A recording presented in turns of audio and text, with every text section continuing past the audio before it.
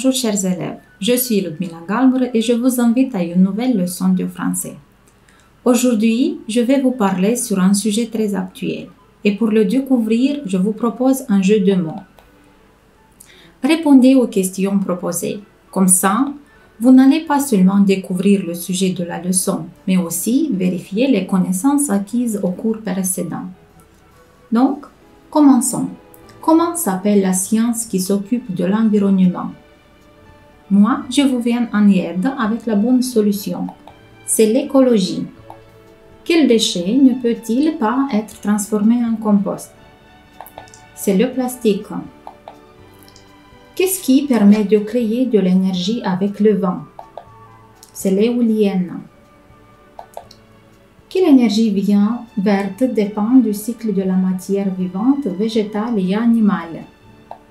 C'est la biomasse. Qu'est-ce qui consomme le plus d'énergie dans la maison? C'est le chauffage. Et dites le synonyme du mot classé. Trier.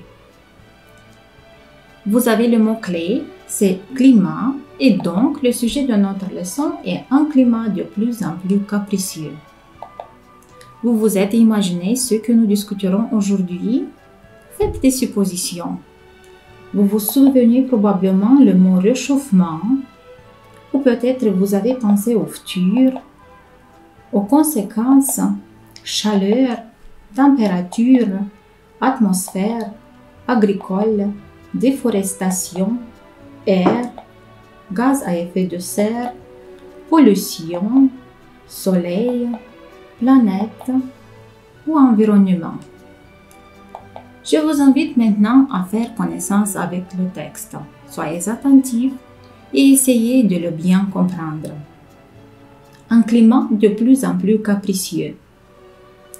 Au cours des dernières décennies, il y a eu de nombreuses catastrophes naturelles liées, semble-t-il, au réchauffement de la planète. Quelques exemples. Dans la région tropicale, on a connu des cyclones dont les pronoms poétiques ne suffisent pas à masquer la violence terrifiante, et des ouragans dans les zones plus tempérées. Il y a eu des tempêtes comme celle de Noël 1999 et des inondations un peu partout. Les écologistes tirent la sonnette d'alarme. En 1995 est parue une étude scientifique très sérieuse du GIEC, groupement d'experts intergouvernemental sur l'évolution du climat, sur les changements climatiques, leurs causes et leurs conséquences prévisibles. De fait, en 100 ans, la température moyenne a augmenté de 0,4 degrés Celsius et les chercheurs s'accordent pour prédire que le réchauffement planétaire pourrait dépasser les 4 ou 5 degrés Celsius dans les 100 à venir. Les causes sont en grande partie dues aux activités humaines, à commencer par le rejet des gaz dans l'atmosphère et le fameux effet de serre. Pour les chercheurs du GIEC, l'accroissement de ces gaz dans l'atmosphère vient surtout de l'utilisation intensive de combustibles fossiles, à commencer par le pétrole, de la déforestation et des nouvelles techniques agricoles. Les conséquences probables. D'abord, une sécheresse catastrophique dans les actuelles grandes zones de culture et donc un renchérissement du prix des produits agricoles. Ensuite, des inondations à répétition. La fonte des glaciers a commencé et elle s'accélère. Le niveau de la mer qui a déjà augmenté de 15 à 20 cm et 100 ans va continuer à monter, d'autant plus que les eaux, en se réchauffant, vont se dilater. De nombreux pays côtiers sont d'ores et déjà menacés. Dans le texte, nous avons des mots inconnus et je vous invite à les faire connaître maintenant. Ce sont les mots s'accélérer, d'ores et déjà, renchérissement et côtière. Essayez de les associer aux images. Je vous guide, prenez des notes et retenez-les. S'accélérer, qui signifie aller de plus en plus vite. D'ores et déjà, qui signifie dès maintenant. Le renchérissement, c'est la hausse des prix. Côtier signifie des côtes du bord de la mer. Avez-vous retenu les noms des catastrophes citées dans le texte? Ce sont des cyclones, des ouragans, des tempêtes, des inondations, des sécheresses et la fonte des glaciers. Vous pouvez appuyer sur pause et revenir au texte pour les trouver si vous en avez besoin encore. Connaissez-vous ces catastrophes? Associez-les aux images qui les représentent. Voilà les images. Donc, voilà les cyclones et les ouragans, les tempêtes, puis les inondations, une image qui représente les sécheresses et la autre qui représente la fonte des glaciers. En tirant la sonnette d'alarme, les écologistes et le groupement d'experts intergouvernemental sur l'évolution du climat ont cité les causes et les conséquences des changements climatiques. Ce sont lesquels? Prenez votre temps et trouvez-les dans le texte en complétant ce tableau. Vérifions. Les causes du changement climatique sont le rejet des gaz dans l'atmosphère, l'utilisation intensive de combustibles fossiles, la déforestation et l'utilisation de nouvelles technologies agricoles. Et les conséquences sont une sécheresse catastrophique, un renchérissement des prix des produits agricoles, des inondations à répétition, la fonte des glaciers qui a commencé et qui s'accélère, et le niveau de la mer qui a déjà augmenté de 15 à 20 cm en 100 ans, qui va continuer à monter. Dans les instants qui suivent, je vous propose de faire connaissance avec quelques événements catastrophiques de France. Écoutez avec attention l'enregistrement audio. Vous pouvez aussi suivre le texte si vous avez besoin. En France, le climat reste dans l'ensemble un climat tempéré, c'est-à-dire qu'il ne fait ni trop chaud ni trop froid.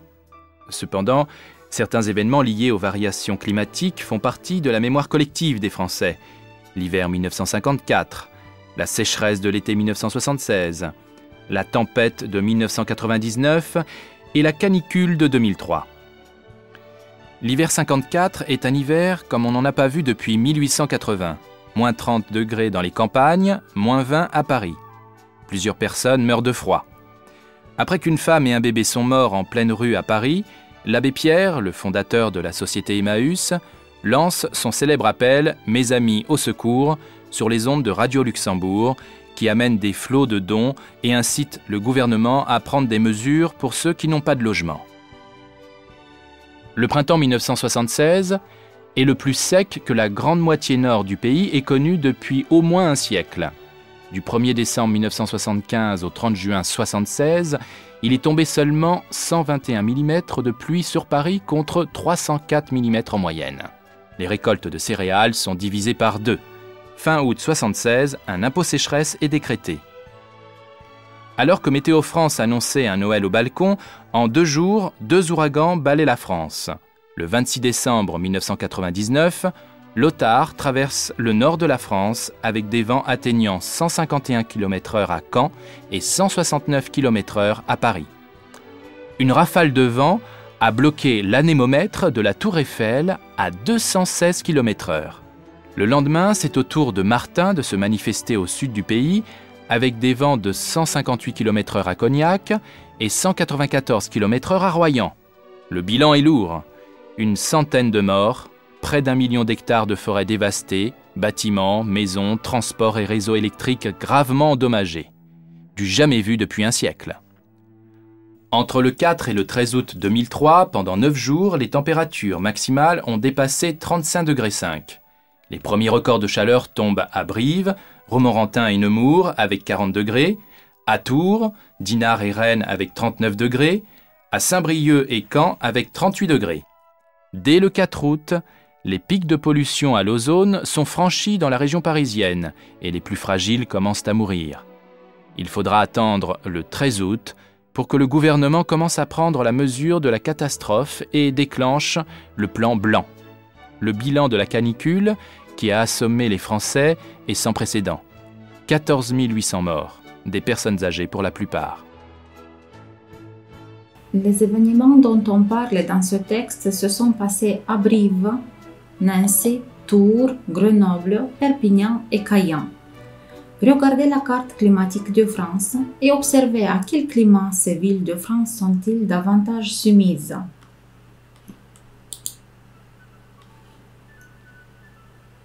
Brive, c'est un climat méditerranéen. Nancy, un climat continental. Tours, un climat océanique. Grenoble, un climat continental. Perpignan, un climat méditerranéen. Et Caen, un climat océanique aussi. On disait dans l'enregistrement qu'en France, le climat semble un climat tempéré. Qu'appelle-t-on un climat tempéré?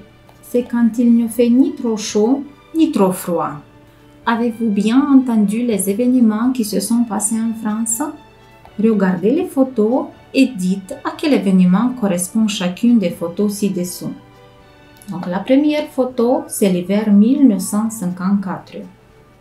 Deuxième, c'est la tempête de 1999. Troisième, c'est la canicule de 2003. Et la dernière, c'est la sécheresse de 1966. Parmi les événements cités, lequel a fait le plus de victimes en France? Justifiez la réponse. C'était la canicule de 2003. Le bilan est sans précédent. 14 800 morts. Voilà un extrait du texte pour confirmer ça. Mais l'hiver 1954, pourquoi elle est restée dans la mémoire des peuples français?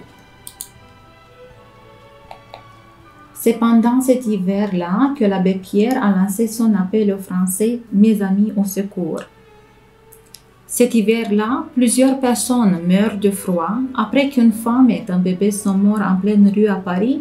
L'abbé Pierre, le fondateur de la société Emmaüs, lançait son célèbre appel « Mes amis au secours » sur les ondes de Radio Luxembourg qui amène des flottes de dons et incite le gouvernement à prendre des mesures pour ceux qui n'ont pas de logement. Continuons avec un exercice vrai-faux. Regardez les phrases et répondez. Vérifions. La sécheresse de 1976 a touché l'ensemble de la France. C'est faux. Cette sécheresse a touché la moitié nord du pays. D'habitude, il tombe 304 mm de pluie sur Paris entre décembre et juin. C'est vrai. Il y a eu un impôt spécial en 1976. C'est aussi vrai. Continuons. Où a été révélée la plus forte vitesse du vent lors des ouragans de décembre 1999? À quelle vitesse allait-il?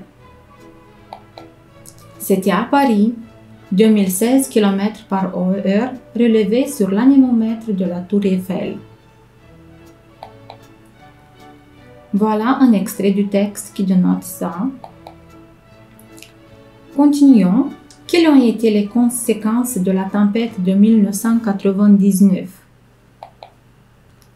C'était une centaine de morts, beaucoup de forêts abîmées ainsi que de nombreux bâtiments et maisons. Le réseau électrique a été endommagé. Un autre événement a été la canicule de 2003. Voyons encore des questions. Combien de temps a duré la canicule en 2003? Cette canicule a duré 9 jours.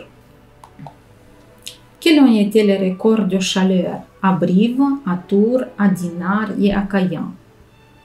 Vérifions. À Brive, on a été 40 degrés de chaleur. À Tours, 39 degrés. À Dinard, 39 degrés. Et à Caen, 38 degrés. À cause de la déforestation abusive, l'érosion de la terre dans notre pays entraîne aussi des catastrophes naturelles, sécheresse et inondations. Un exemple, c'est la sécheresse de 2012 ou les inondations de 2010. Pour aller plus loin, une production écrite, je vous propose cette fois-ci. Quelles ont été les catastrophes naturelles restées dans la mémoire collective des habitants de notre pays dans les dernières 20 ans? Développé en 10 lignes environ. Nous voilà à la fin du cours. Je vous remercie pour l'attention. Bonne chance à tous et au revoir.